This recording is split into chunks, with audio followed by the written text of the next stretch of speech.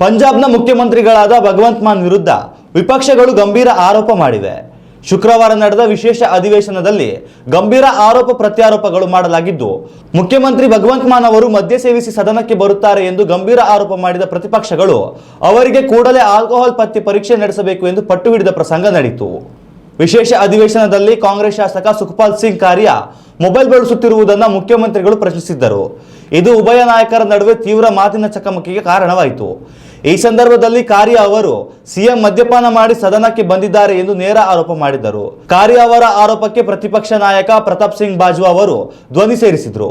CM ಸೇರಿ ಎಲ್ಲ ಶಾಸಕರು ಮದ್ಯಪಾನ ಪತ್ತೆ ಪರೀಕ್ಷೆಗೆ ಒಳಪಡಬೇಕು ಎಂದು ಆಗ್ರಹಿಸಿದರು. ಈ ನಿರ್ಧಾರವನ್ನು ಬೆಂಬಲಿಸಿದ ಅಕಾಲಿಕ ದಳ ಕೂಡ ಸಾರ್ವಜನಿಕ ಡೋಪ್ ಟೆಸ್ಟ್ಗೆ ಆಗ್ರಹಿಸಿತು. ಗದ್ದಲದಿಂದಾಗಿ ಕಲಾಪವನ್ನ ಕೆಲಕಾಲ ಮುಂದೂಡಲಾಗಿತ್ತು. ಆದರೆ ಸ್ಪೀಕರ್ ಕುಲ್ತಾರ್ ಸಿಂಗ್ ಸಂಧ್ವಾನ್ ಅವರು ವಿಪಕ್ಷಗಳ ಈ ಬೇಡಿಕೆಯನ್ನು ತಿರಸ್ಕರಿಸಿದರು. ಇದರಿಂದ ಅಸಮಾಧಾನಗೊಂಡ ಕಾಂಗ್ರೆಸ್ ಸೇರಿದಂತೆ ವಿಪಕ್ಷ ಸದಸ್ಯರು ಸದನದಿಂದ ಹೊರನಡೆದು ತಮ್ಮ ಆಕ್ರೋಶವನ್ನು ವ್ಯಕ್ತಪಡಿಸಿದರು. ಉತ್ತಮ ಸಂಸ್ಕಾರಯುತ ಶಿಕ್ಷಣದೊಂದಿಗೆ VSS English medium CBSE school Udupi Muddur. ನರ್ಸರಿಯಿಂದ 10ನೇ ತರಗತಿವರೆಗೆ ಶಿಕ್ಷಣದ ಜೊತೆಗೆ 5ರಿಂದ 10ನೇ ತರಗತಿವರೆಗಿನ ವಿದ್ಯಾರ್ಥಿನಿಯರಿಗೆ ಉತ್ತಮ ಹಾಸ್ಟೆಲ್ ಸೌಲಭ್ಯವೂ ಇದೆ.